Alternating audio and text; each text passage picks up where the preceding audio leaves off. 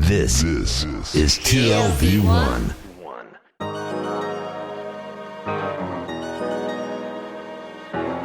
The Tel Aviv Review with Gilad Halpern. Hello and welcome to the Tel Aviv Review, a program dedicated to the word, to the thought and to debate, brought to you by the Leer Jerusalem Institute, which promotes humanistic, democratic and liberal values in the social discourse in Israel. I am your host Gilad Halpern, and every week I'll be engaging in close encounters of the intellectual kind with writers and scholars, or simply people of ideas of all types and vocations who have done something to make our lives a tad more interesting. My guest today is one of the greatest historians of our time. He's held various teaching positions worldwide, most recently at UCLA and the Scuola Normale Superiore in Pisa, Italy. He is perhaps best known for his groundbreaking study, The Cheese and the Worms, which was one of the founding texts of the School of Microhistory that sought to study and recount history, medieval European history in this case, from a grassroots level. It is an immense pleasure to welcome Professor Carlo Ginzburg into our studio. He has come here to Israel to speak at a conference at the Leer Institute that is dedicated to his mother, the fated novelist Natalia Ginzburg, upon her 100th birthday. Professor Carlo Ginzburg, welcome to the Tel Aviv Review. Thank you. So your generation of scholars is perhaps one of the most privileged in the history of humanity, because you got a chance to exercise your profession of historical inquiry before as well as after the digital revolution. How do you think it affected your work as a historian? I'm still fascinated by the potential of Google, let's say. And actually I had a lot of conversations with my students before retiring from different places about those potentials. Because I think that it's very easy to use Google or the internet, in order to find answers to our questions. But I think that what's more interesting and most interesting is to discover new questions. And this is not so obvious. Mm-hmm. And what do you mean? Thanks to Google? Yeah. I mean, I wrote years ago a little piece which was called Conversations with Orion. Orion was the name of the software of the UCLA catalog. And I gave a few examples of a sort of oblique approach to the catalog. Obviously, I use a catalog as I used card catalogs in order to find books I was looking for. But it's also possible to use the catalog for a different purpose. So I put a word at random, and then a lot of titles emerge, unexpected titles, and then I started to look at them. And so I can discover something I was not expecting, and I'm taken by surprise, and I look for the book. Mm-hmm. Now, conversely, it could make your work a lot harder, because then you have to deal with a much bigger workload. I mean, the action, the exercise of separating what's important from the unimportant will take a lot longer, right? Well, I think the problem is that in order to use internet, one has to be trained at reading, and this is not obvious because there are different ways of reading. And so there is fast reading and slow reading. And it's also very important to teach students slow reading approach to texts. Now, we can jump from one kind of reading to the other. But in order to pick up what is potentially interesting in a mass of data, you have to learn a technique. And technique is not really describable. You can share this kind of approach with students, which I did. Mm-hmm. So let's say mass of data. Yes, of course. But the data were already there. So actually it's much faster to get them. For instance, access to 16th century books, which is possible on a large scale. Yeah, 40 years ago you had to go to a specific archive wherever it was around the world. I'm still doing this. Yeah. In other words, I spent a lot of time in libraries, in archives, if this is the case. So, this is not a surrogate. So do you feel that there is still some added value in the old school type of historical research? I cannot see, the purpose of this distinction between the old school and the new school. I agree with you.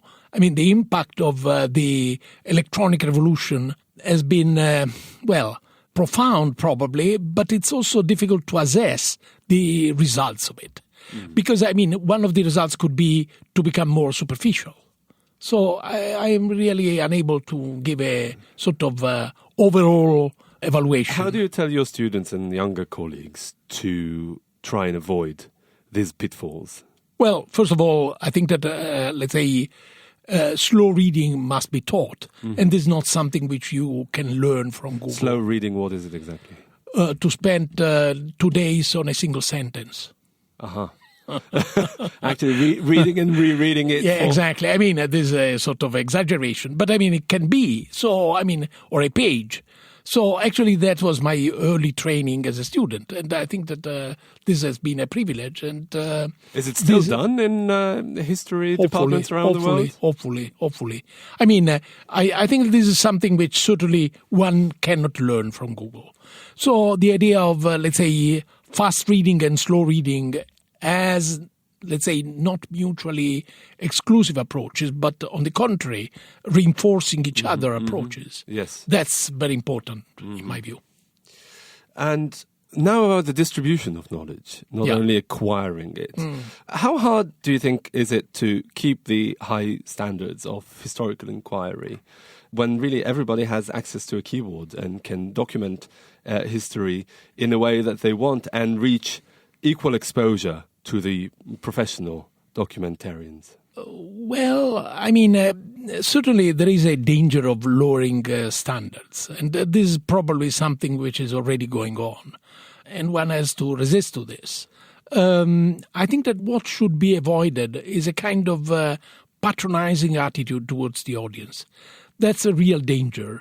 Because, it's a sort of disguise. It presents itself as a sort of a pseudo-democratic attitude. But in fact, it's the opposite. So the problem is, I used to to suggest that my motto was truffles for everybody. Now, truffles are, very good, rare, and expensive. Yeah. So truffles for everybody. How so? Well, for instance, not everybody can afford it. Truffles as a metaphor, so meaning, real research without any patronizing attitude, sharing research at the highest level with the largest possible audience. Now, this is obviously difficult, but it's a goal. I'd like to talk to you a bit about your seminal work, The Cheese and the Worms. Which actually tells the story of a 16th century man, really an ordinary man, who happened to be tried by the Inquisition. And really you tell his story, and it was groundbreaking in this sense that it was really the story of an ordinary man and not anyone important. Do you think that if you started, or someone else started a similar endeavor today, after the digital revolution, do you think it would have been essentially the same, the process of the inquiry, or would it have been radically different?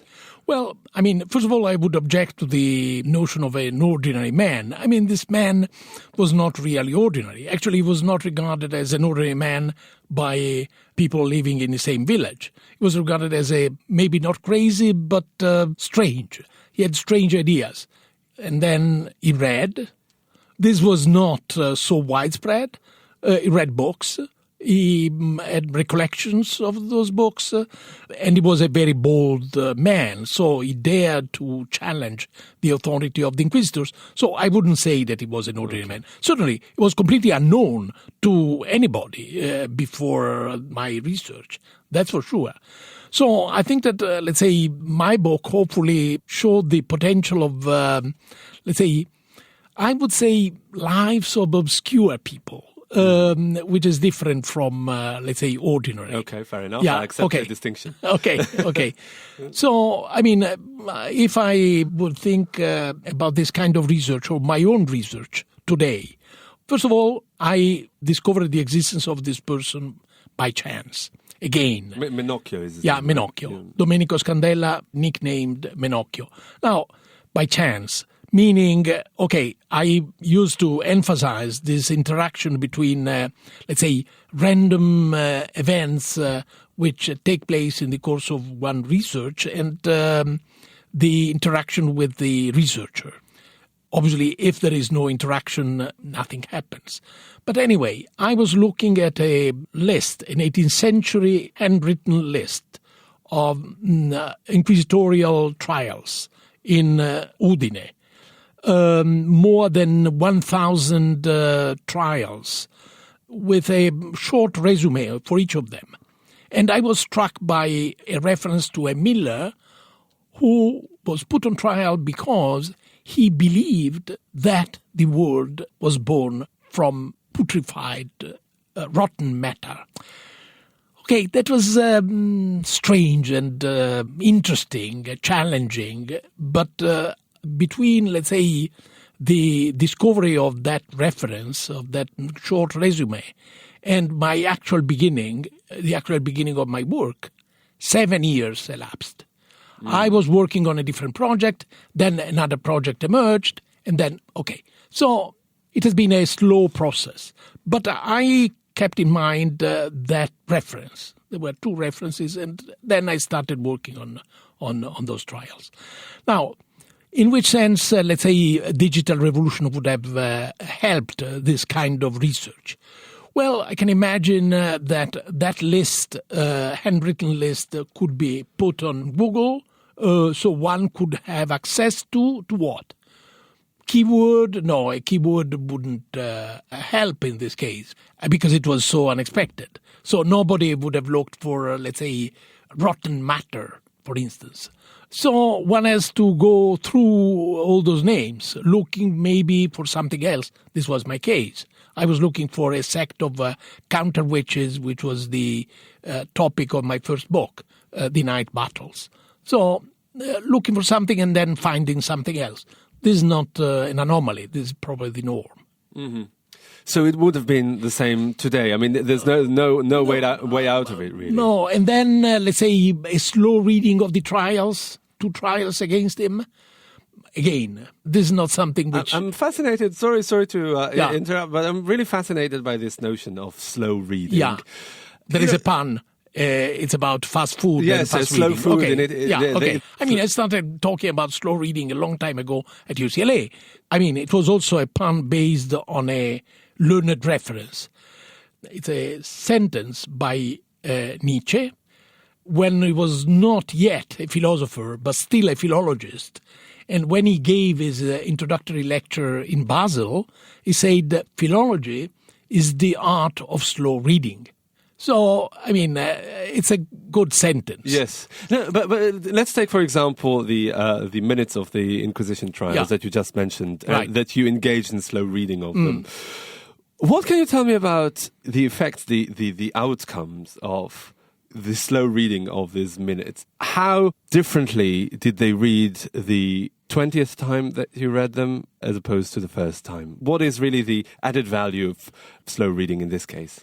Well, I mean, at a very banal level, Menocchio, that miller, was making references to books he read. And sometimes, let's say, the reference was obvious. For instance, he had read Boccaccio's Decameron, which was completely unexpected, read by a miller. Anyway, so that was easy. But in other cases, he made references to books which I was completely unfamiliar with. And actually, even the reference was opaque. So only reading that same passage again and again, I had a clue, and so I started looking for the right book, because the problem was to check Menocchio's recollection with the actual book he read. And then I discovered a gap, and that was crucial. In other words, a gap from the written page and his oral recollection. And so I argued that he had a way of reading which was impregnated with oral culture. Now, that book, Witches and the Worms, has been translated into many, many languages, I think 26 languages. Including Hebrew? Yeah. Mm-hmm. Now, why was the book so appealing? Well, I think, first of all, the main character. He was an extremely appealing person. And, the force of his commitment and also the boldness of his ideas are extremely attractive. But then there are two elements in his story which I think can be shared by nearly everybody in different, belonging to different languages, cultures, and so on. Meaning, first of all, the challenge to authorities, secular and religious. And then the interaction between oral and written culture. And I think that those two elements are still very much part of the experience of people today. Mm-hmm. And so that's the reason why that story can make sense to most. Another thing that is really striking about this specific book, and also the micro history in general, this genre that we associate it with, is that it's somewhat close to prose, I would say. It has what we journalists call color.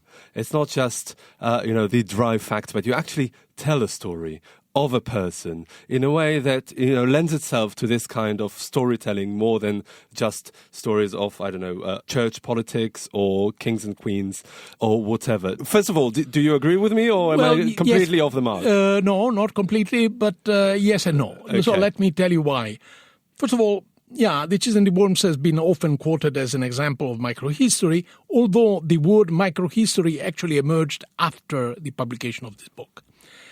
Secondly, what's the meaning of microhistory? There has been some misunderstanding, I think. It emerged as a project from a group of Italian historians, including myself, and the emphasis was on the prefix micro, being related not to the actual or symbolic size of the topic, but to the microscope. In other words, to the analytic approach. Actually, I co-directed a series called Microhistories with my friend and colleague Giovanni Levi, also a prominent historian. And the first book published in that series was a book of mine on Piero della Francesca. So a great and extremely well-known today painter, one of the best-known painters in the history of Western painting. So one can use that kind of analytic approach, even to a well-known event or to a well-known figure, and so on and so forth. So the analytic approach is crucial. Now, the storytelling element, in that case, that was part of my approach. I can imagine somebody else writing the same story in a different way without putting an emphasis on the storytelling element. Mm-hmm. Because it could have read just like a work of fiction. That's what I'm saying.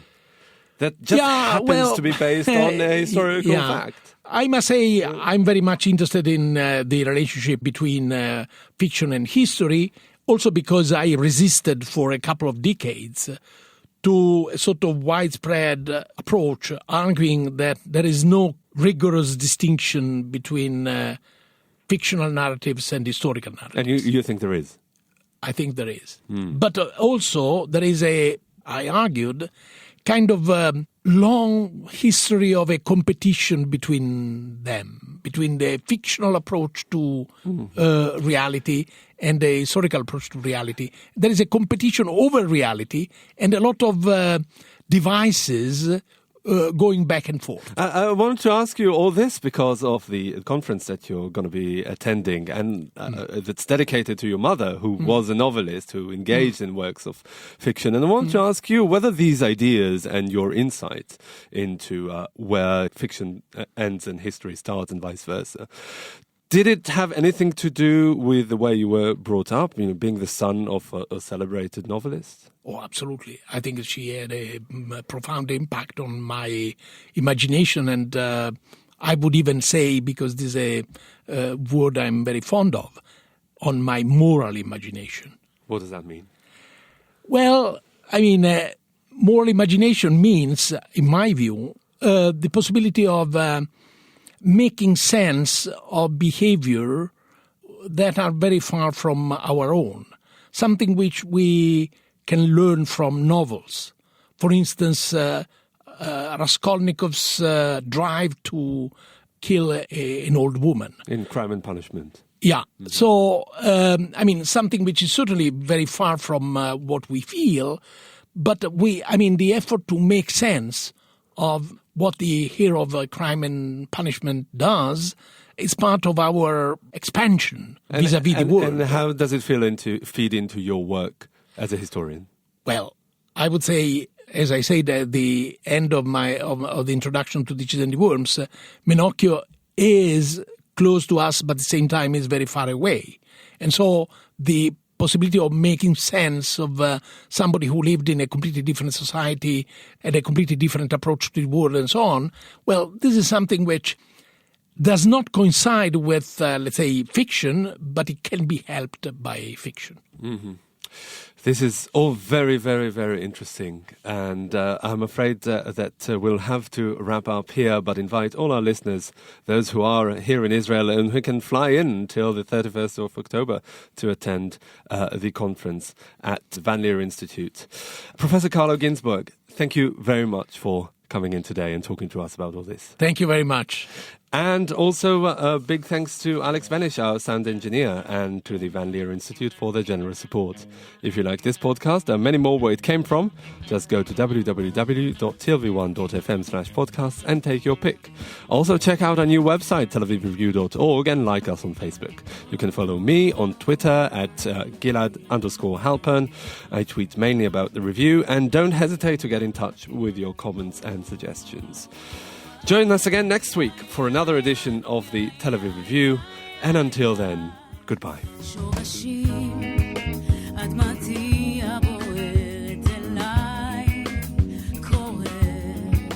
אבודים על חולות, ערימה של גופות